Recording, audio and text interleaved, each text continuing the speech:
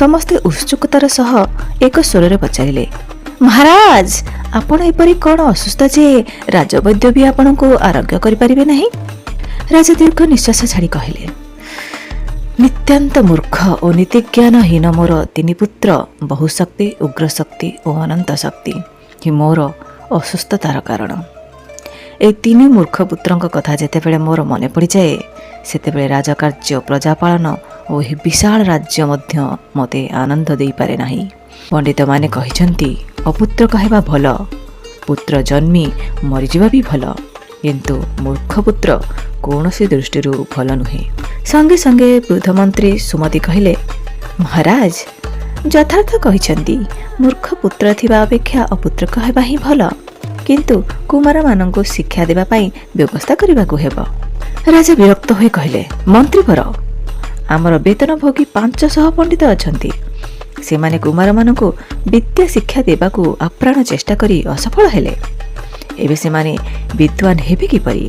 କିଏ ବା ସେମାନଙ୍କୁ ବିଦ୍ୟାଦାନ ଦେଇପାରିବ?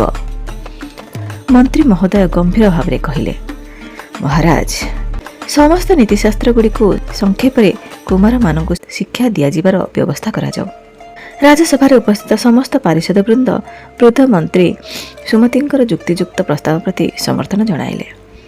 ତତ୍କ୍ଷଣାତ୍ ବୃଦ୍ଧମନ୍ତ୍ରୀ କହିଲେ, ମହାରାଜ, ମୁଁ ଶୁଣିଛି ବିଷ୍ଣୁ ଶର୍ମା ନାମରେ ଜଣେ ବଡ଼ ପଣ୍ଡିତ ଅଛନ୍ତି। ସମଗ୍ର ଭାରତ ଖଣ୍ଡରେ ଶିକ୍ଷକ ହିସାବରେ ତାଙ୍କର ନାଁ ବିଖ୍ୟାତ।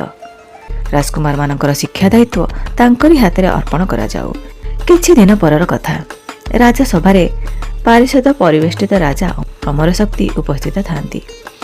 ଶାନ୍ତ ସୌମ୍ୟ ଲଳିତ ଚର୍ମ 80 ବର୍ଷର ଜଣେ ବୃଦ୍ଧ ବ୍ରାହ୍ମଣ ରାଜସଭାରେ ଉପସ୍ଥିତ ହୋଇ ରାଜା ଅମରଶକ୍ତିଙ୍କୁ ଆଶୀର୍ବାଦ କଲେ।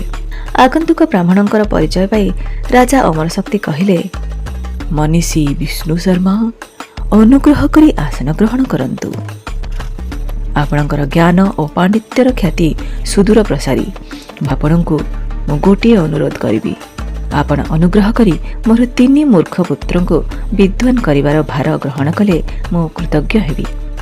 ବିଷ୍ଣୁ ଶର୍ମା କହିଲେ, ମହାରାଜ, ମୁଁ ପ୍ରତିଜ୍ଞା କରୁଛି, ଯଦି 6 ମାସ ମଧ୍ୟରେ ଆପଣଙ୍କର 3 ମୂର୍ଖ ପୁତ୍ରଙ୍କୁ ବିଦ୍ୱାନ ନ କରିପାରିବି, ତେବେ ମୋର ନରକ ପ୍ରାପ୍ତି ହେବ। ବିଷ୍ଣୁ ଶର୍ମାଙ୍କ ପ୍ରତିଜ୍ଞା ଶୁଣି ସଭାସଦବୃନ୍ଦ ଆନନ୍ଦିତ ହୋଇ ତାଙ୍କର ଭୂୟସୀ ପ୍ରଶଂସା କଲେ। ତାପରେ ପଣ୍ଡିତ ବିଷ୍ଣୁ ଶର୍ମା ମିତ୍ରଭେଦ, ମିତ୍ରପ୍ରାପ୍ତି, କାକୋଲୁକୀୟ, ଲବ୍ଧ ପ୍ରାଣାସ ଓ ଅପରୀକ୍ଷିତ କାରକ ଏପରି 5ଟି ତନ୍ତ୍ର ରଚନା କରି 6 ମାସ ମଧ୍ୟରେ 3 ମୂର୍ଖ ପୁତ୍ରଙ୍କୁ ବିଦ୍ୱାନ କରାଇଲେ।